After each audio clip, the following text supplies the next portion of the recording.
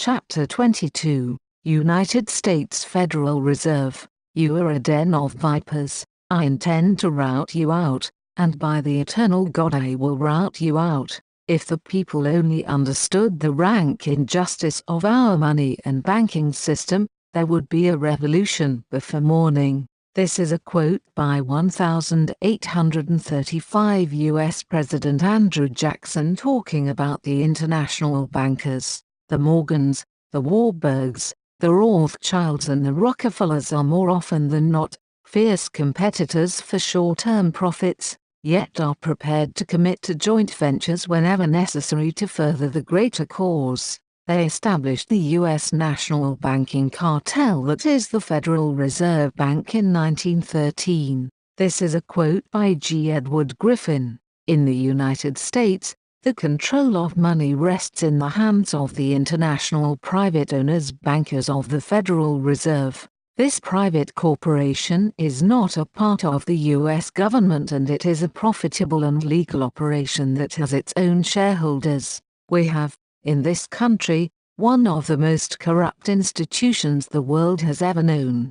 I refer to the Federal Reserve Board. This evil institution has impoverished the people of the United States and has practically bankrupted our government. It has done this through the corrupt practices of the moneyed vultures that control it. This is a quote by Congressman Louis T. McFadden in 1932. He was assassinated. According to Jim Marsden rule by secrecy, the early goldsmiths warehoused gold coins and used the stockpile as the basis for issuing paper money. It was very unlikely that everyone would demand their gold back at the same time. The goldsmiths became bankers who would loan out a portion of their gold stockpile with interest to make a profit. The practice of loaning out the greater portion of wealth whilst retaining only a small fraction for emergencies became known as fractional reserve lending. Added to this was a concept known as fiat money.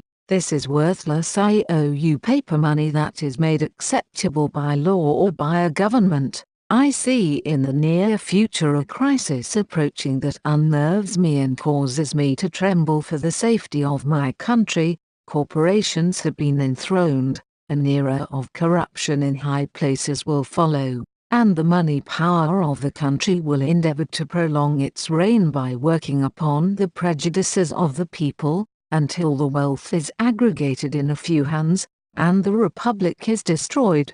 I feel at this moment more anxiety for the safety of my country than ever before, even in the midst of war. The government should create, issue, and circulate all the currency and credit needed to satisfy the spending power of the government and the buying power of consumers. The privilege of creating and issuing money is not only the supreme prerogative of government, but it is the government's greatest creative opportunity. The financing of all public enterprise and the conduct of the Treasury will become matters of practical administration. Money will cease to be master and will then become servant of humanity. This is a quote by Abraham Lincoln.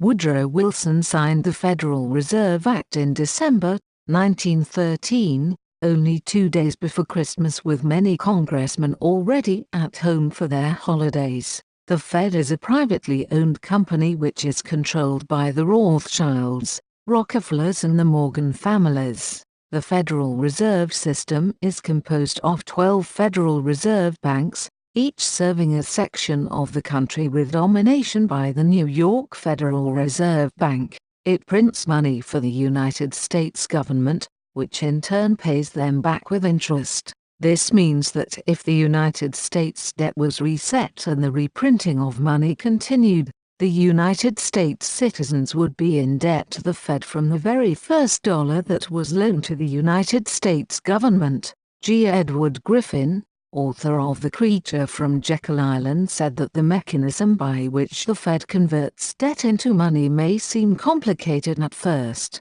but it is simple if one remembers that the process is not intended to be logical but to confuse and deceive.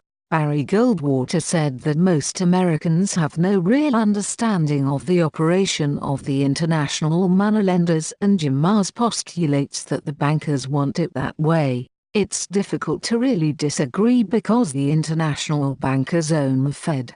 The banksters, I should say, banker gangsters. These international bankers make huge sums of money by giving credit to governments of nations, so the bigger the debt of a nation, the larger the interest sum for the bankers. Some, if not all, nations will never be out of debt to them, and that is precisely the bankers' plan. If there is an injection of more money into the system, its worth decreases, and this is called inflation, and of course this can be easily manipulated. Above all, money was a function of faith. It required implicit and universal social consent that was indeed mysterious. To create money and use it, each one must believe and everyone must believe. Only then did worthless pieces of paper take on value.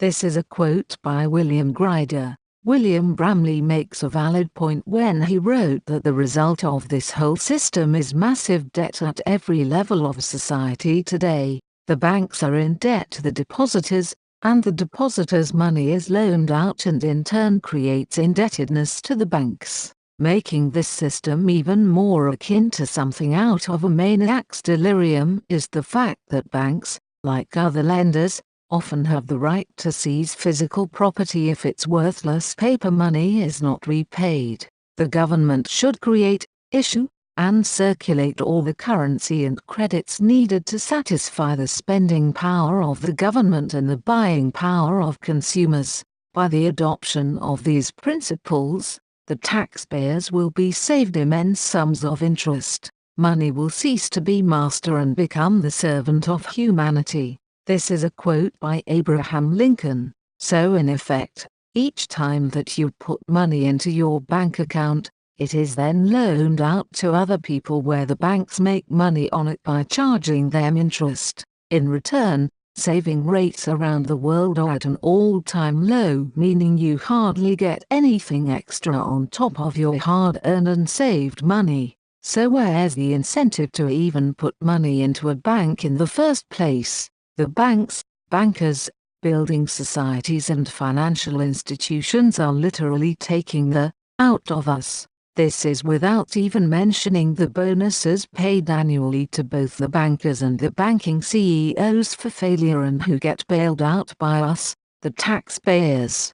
This could only happen in the lunatic asylum. I am one of those who do not believe that a national debt is a national blessing, but rather a curse to a republic, inasmuch as it is calculated to raise around the administration a moneyed aristocracy dangerous to the liberties of the country. Gentlemen, I have had men watching you for a long time, and I am convinced that you have used the funds of the bank to speculate in the breadstuffs of the country. When you won, you divided the profits amongst you, and when you lost, you charged it to the bank. You tell me that if I take the deposits from the bank and annul its charter, I shall ruin 10,000 families. That may be true, gentlemen, but that is your sin. Should I let you go on, you will ruin 50,000 families, and that would buy my sin. You are a den of vipers and thieves. I intend to rout you out,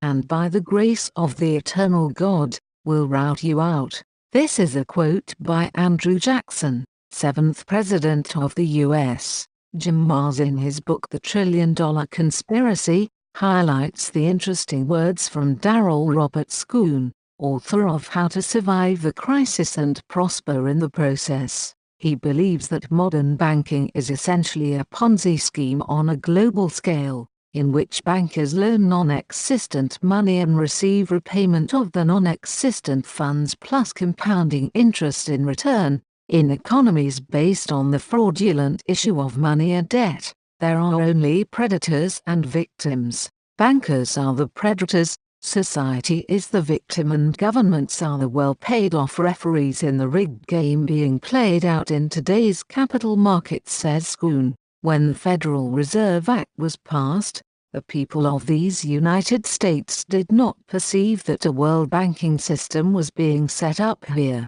a superstate controlled by international bankers and industrialists, acting together to enslave the world. Every effort has been made by the Fed to conceal its powers, but the truth is, the Fed has usurped the government. This is a quote by Louis McFadden. Eustace Mullins wrote in his book The Secrets of the Federal Reserve that an examination of the major stockholders of the New York City banks shows that clearly a few families, related by blood, marriage, or business interests, still control the New York City banks, which, in turn, hold the controlling stock of the Federal Reserve Bank in New York. In 1913, Congressman Charles A. Lindbergh said that the Fed establishes the most gigantic trust on earth. When the president signs this act, the invisible government by the money power will be legitimized. The new law will create inflation whenever the trusts want inflation. From now on, depressions will be scientifically created, he warned. Funny you should say that, Charles, because in Jim Marzia's book The $1 Trillion Conspiracy he also highlights a narrative involving the current chairman of the Fed's Board of Governors, Ben Bernanke. At a 90th birthday celebration for Milton Friedman, Bernanke declared of the Great Depression, "You're right, we did it, we're very sorry, but thanks to you it won't happen again. In the United States we have in effect two governments. We have the duly constituted government, and then we have an independent, uncontrolled and uncoordinated government in the Federal Reserve System, operating the money powers which are reserved to Congress by the Constitution." This is a quote by Wright Patman, chairman of the House Banking Committee, 1964. Bruce Wiseman, president of the Citizens Commission on Human Rights, said that when the Fed prints the money or clicks the mouse, they have no money themselves. They are just creating it out of thin air. They just print it or send it digitally, and then they charge interest on the money they lent to the Treasury. A $100 bill costs $0.04 to print. The money powers prey upon the nation in times of peace and conspire against it in times of adversity. The banking powers are more despotic than a monarchy, more insolent than autocracy, more selfish than bureaucracy. They denounce as public enemies all who question their methods or throw light upon their crimes. I have two great enemies, the Southern Army in front of me and the bankers in the rear. Of the two, the one at my rear is my greatest foe. This is a quote by Abraham Lincoln. To add insult to injury, the Internal Revenue Service, IRS, is a foreign private corporation of the International Monetary Fund, IMF, and is really the private army of the Federal Reserve. The United States is a corporation which is ruled from abroad. Its original name was the Virginia Company. This company was donated by the British Crown to the Vatican, which in turn gave the exploitation rights back to the Crown. This means that the United States presidents are really the CEOs of America, the business which make money for the British Crown who take their profits. This Federal Reserve Act establishes the most gigantic trust on earth. When the president signs this bill, the invisible government of the monetary power will be legalized. The worst legislative crime of the ages is perpetrated by this banking and currency bill. From now on, depressions will be scientifically created.